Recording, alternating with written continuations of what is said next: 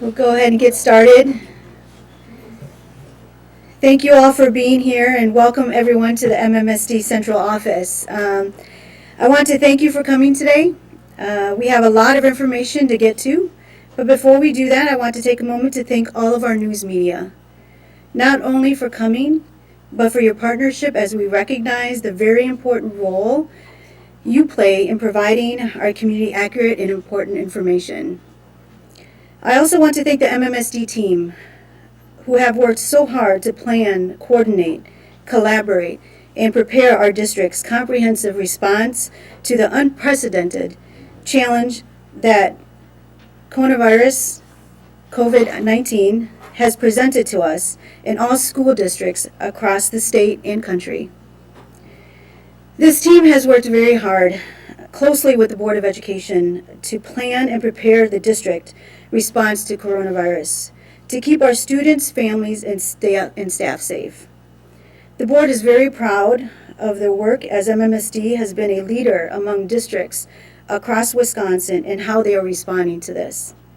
I'm also grateful to our Board of Education, who our members are so closely aligned and connected to our community to continue to share information and get hear concerns and provide information to our communities. Before I introduce Superintendent Jane Belmore, I want to point out that we have several MMSD administrators who are in the room to support us in providing you with the best answers and information possible moving forward. Superintendent Belmore will make comments on some important decisions that have been made recently. And then we will open it up for questions and answers for 10 minutes. And that will conclude the press conference. With that, I would like to introduce MMSD Superintendent Jane Belmore. Thank you.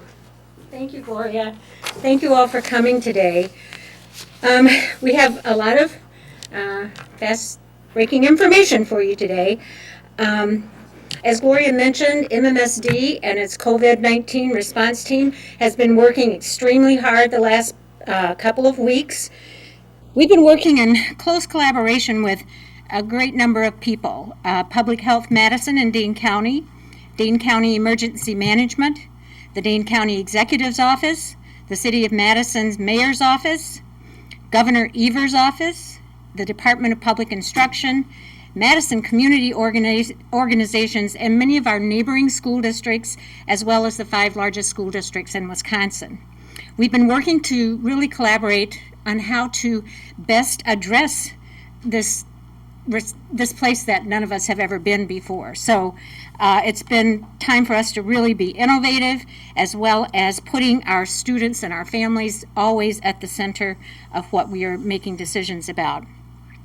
So over the last few weeks, we've been monitoring the spread of COVID-19 and adjusting the district's plan as the virus has evolved. School districts across the country, as you know, have been grappling with unprecedented challenges and conditions that the COVID-19 virus presents. School administrators have had to make incredibly hard decisions. Incredibly hard because we know that they truly impact every aspect of our community. These are decisions that we do not and we cannot take lightly. Ultimately, as superintendent, I am responsible for the safety and well-being of our 27,000 students, their families, and roughly 5,000 staff members in MMSD. An approach that includes taking responsive action only when we have a confirmed case in one of our schools was becoming more untenable in my position. It would have been action that would be far too late. MMSD has been looking at ways to close schools in a manner that gives family and community members as much lead time as possible to make necessary arrangements. We had been planning to rearrange our school calendar, taking some additional professional development staff-only days and moving our spring break week a week earlier. And that is what I had planned to talk with you about today. But as no surprise, the landscape is continually changing. We were just informed a few minutes ago that Governor Evers' office has elected to close schools after Wednesday, March 18th. and schools will remain closed after March 19th until April 6th. So this was essentially the plan that we were going to share with you, and it still, we think, is a very good plan, and we're so appreciative of the governor for stepping up with this plan. It allows us Monday, Tuesday, and Wednesday to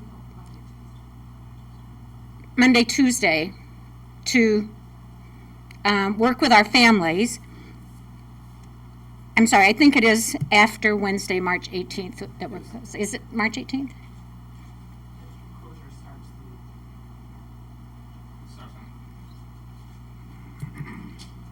Okay. Closure starts after next Wednesday. No. We'll begin on Wednesday, March 18th. Okay, so that's the difference. Okay, thank you all for keeping us all updated. So it will begin March 18th, which is Wednesday, and will remain closed April 6th, until April 6th. So at this point, we are knowing that it's very important for families to understand that when school is closed, we will not have required academic instruction. We will, however, provide books, packets, and enrichment opportunities for all students at every grade level. We will also have a variety of free online resources that will be shared with students and families that can be utilized while our students are at home. At this time, I also wanted to say, is this where I'm going to say that we can get free Wi-Fi? Okay.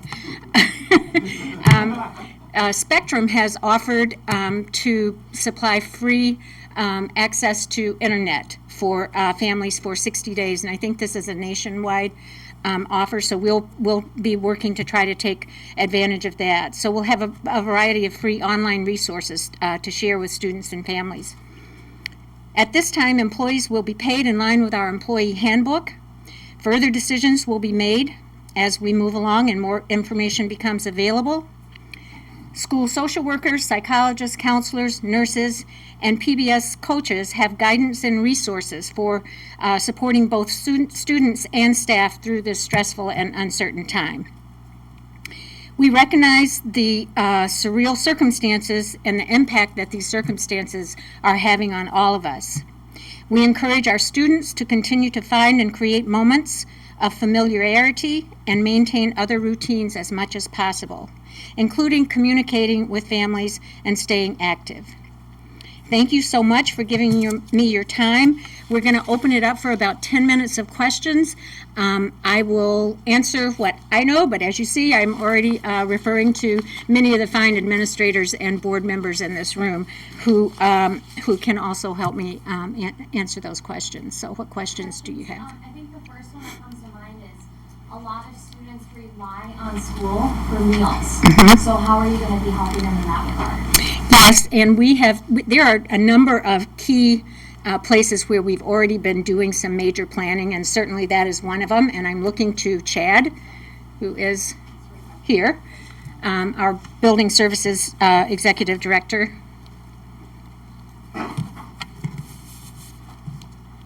So we do have a plan in place for this already, very similar to what we do during summer. So we've identified 10 sites around the district geographically that we will have food drops on a daily basis, both lunch and breakfast. And we have that plan put together and ready to go. Okay, thank you. Oh, okay, he didn't have his hand up. Hi there. So if there's no mandatory instruction then for this period, I guess what happens to the missed class time? Is that something that you'll make up later? Is it just moot at this point, do you know? Well, we certainly want to have enrichment activities for kids going on. At this point, we really don't have a definitive answer about that because part of it just really depends upon how long this goes on and, you know, what happens with that. April 6th, that school will resume. That's an estimate So from the governor. No. I think he's clear it will be April 6th. Okay, so not going to start before then. Right. It might be afterwards or something. Lisa, did you want to say anything else about curriculum? I think that we're just going to have to address that as time goes by. Does the district have a plan for those who rely on schools for childcare? Those who rely on schools for childcare. We have not planned that out, but I have a meeting over the weekend with the mayor's office and some other community organizations, and I know that, that's a real concern of everybody, so we'll hopefully be trying to figure out ways to go with that and things we can recommend to families. Other questions? Is this an unprecedented closure? Yes, I would have to say it is. Let's try to, there's one more. You have your hand? Oh, okay. I'm just trying to get around to every people who haven't had a You question. mentioned that your original plan was to move spring break, and then obviously this news happens. The Governor Evers indicates, how he would kind of work with school districts to make this possible, and maybe even some smaller districts. I'm sure on the conference call that you're on, there's a lot of questions for him. There were a lot of questions, and he certainly recognizes that smaller school districts have issues that larger school districts don't have, and vice versa. So I think his office is being very sensitive to that, as is the Department of Public Instruction. So they're working very closely with district superintendents to answer the questions that they have based on what their different needs are. Back there? Just as this continues to develop, if someone out there finds out that a child at one of their schools or a faculty member at one of the child's schools ends up having the coronavirus, are you guys recommending any sort of quarantine or self-isolation at that point? So all of that information will come through the Public Health Department, Dane County, Madison Public Health, and they have extensive planning around that. So we will really rely on them to support us with that, and they've been doing a great job. There hasn't been any, you don't know of any staff or students that have. I do not know of that at this point. Jane, you've been doing this for a long time. Are you really concerned about the mental state of students and your employees?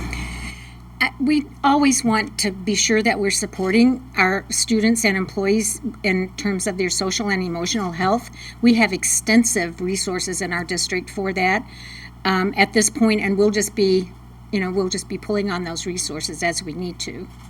So, of course, we want to be concerned with that. Scott? Madison teachers had expressed a concern about hourly and support staff not receiving pay during a break. Where are those discussions at, and is that something the district is considering finding a solution? We will be having those discussions. Not sure where we are now. Again, not sure where this bigger picture is going to go, and that there are things that could play into that. So we're keeping that on our radar screen for sure.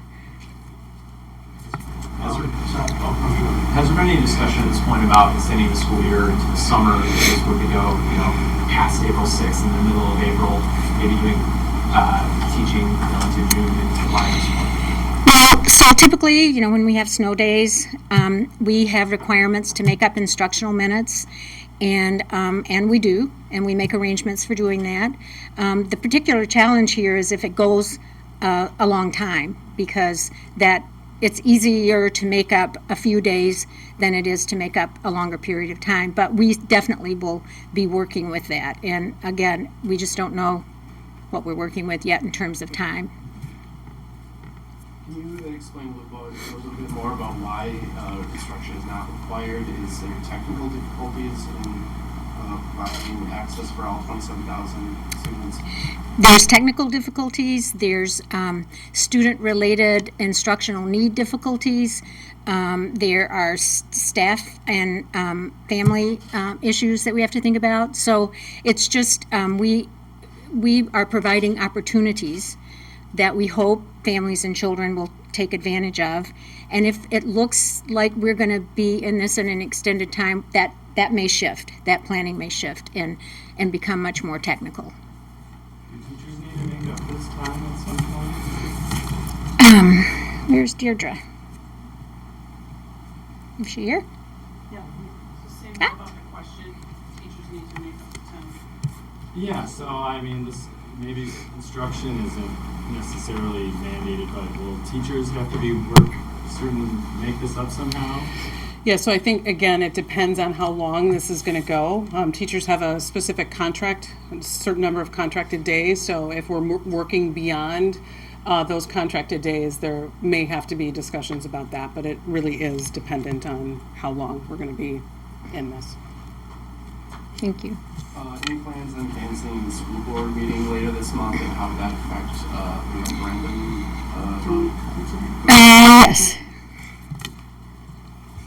So we still plan on having the school board meeting on the 23rd. We are trying to be really innovative and look outside the box on how to resolve the issue of having a lot of people in one room. So we will rely on technology to do some remote work, but we are really looking at all of our different options. But the referendum vote and a healthcare vote is very important, and we really want to try as much as we can to continue business. And so the 23rd is still on the agenda. We just have to really try to work out what those details are and what it looks like. Scott? Does this have any impact on state testing? We have been in consultation with the Department of Public Instruction, and again, those dates are where they are. They're kind of set. There are a lot of things that we can apply for waivers for, and they're certainly in support of helping us work through that. So we're going to rely heavily on them. With all just all the uncertainty going on right now, is there any message you have for parents or any guidance that you would give them over the next couple of weeks? So we have been in close communication with our parents on an almost daily basis for the last week or so, and as part of what we provide them is a website with a lot of helpful information, and so that's part of that. So we certainly are open and available to answer questions. Principals in schools have been given, some resources and talking points for parents. I mean, we know this is just going to be really hard for everybody. And I guess I just want to say, this has been a team effort. And I think it's really brought our community together in a way to say that we just have to put our families and our kids right at the center of this and do everything that we can that is best for them to support them. So we will definitely continue to be doing that as we work through this. We have time for just a couple more questions.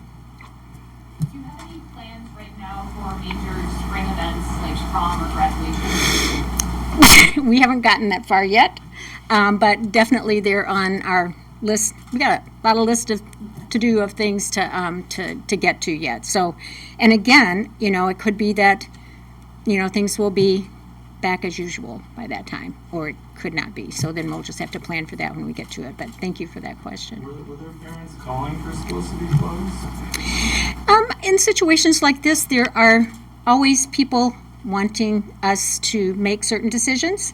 And then, there are always people who have a different side of that. So we have some people who are urging us to do that. I'm sure now we'll have some people who are feeling that, we should try our best to stay open. And so we try to make the best decision that we can. Okay? Thank you, everyone. Thank you all for coming. So, is it possible to